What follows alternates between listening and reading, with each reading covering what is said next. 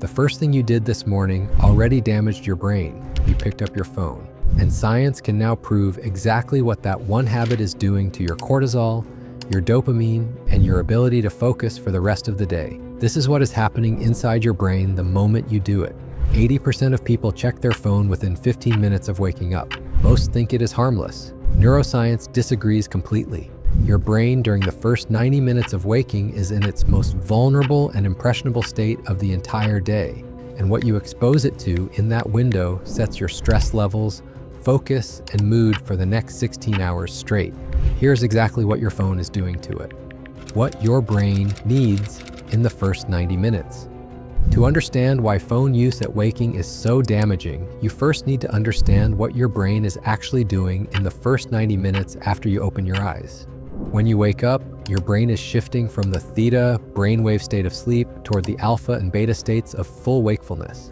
During this transition, your prefrontal cortex, the part of your brain responsible for decision-making, emotional regulation, and rational thinking, is still coming back online. It is not fully active yet. Your brain during this window is in its most neurologically open and impressionable state of the entire day. Researchers at Harvard Medical School have described the first hour of waking as the golden hour of the brain, a period of extraordinary neuroplasticity where the inputs your brain receives have a disproportionately large impact on your mental state, stress levels, and cognitive performance for the rest of the day. Checking your phone in this window is the neurological equivalent of pouring contaminated water into a filter that has not finished cleaning itself yet. What your phone does to your cortisol. The moment you wake up, your body produces a natural cortisol spike called the cortisol awakening response. This is a carefully calibrated biological alarm system designed to give you the energy, focus, and alertness you need to start the day. It peaks approximately 30 to 45 minutes after waking and then naturally declines. When you pick up your phone immediately after waking, the content on your phone activates your amygdala, the brain region responsible for threat detection and emotional reactivity. Emails, news headlines, social media notifications, and messages all register as potential threats or demands that require immediate response. Your amygdala fires, your cortisol spikes far above its natural awakening level, and you have now started your day in a neurological stress response before you have taken your first step out of bed.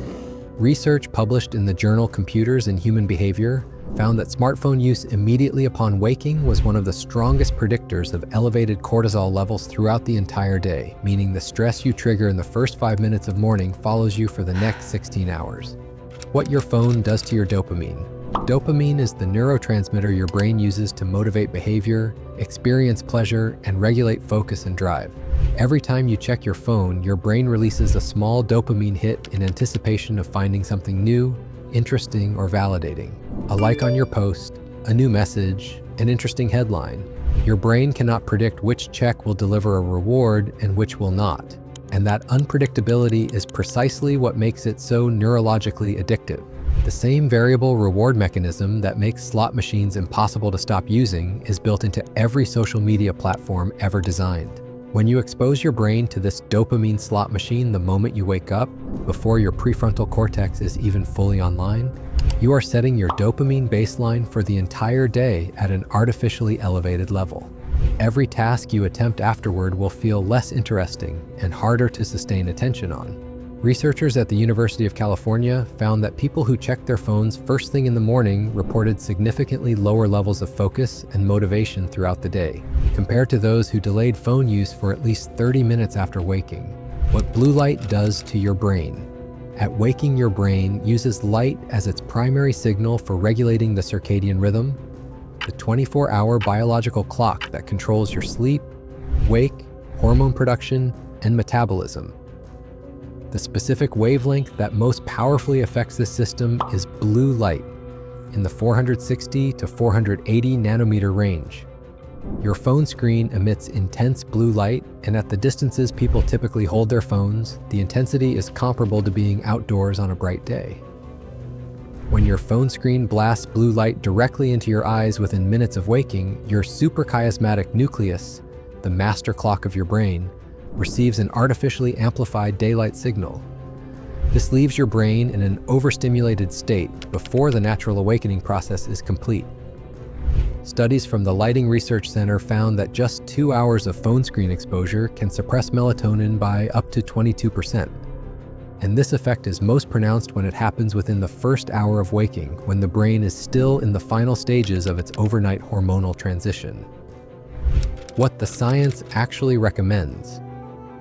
The research on this topic is unusually consistent, and the recommendation that emerges from it is specific.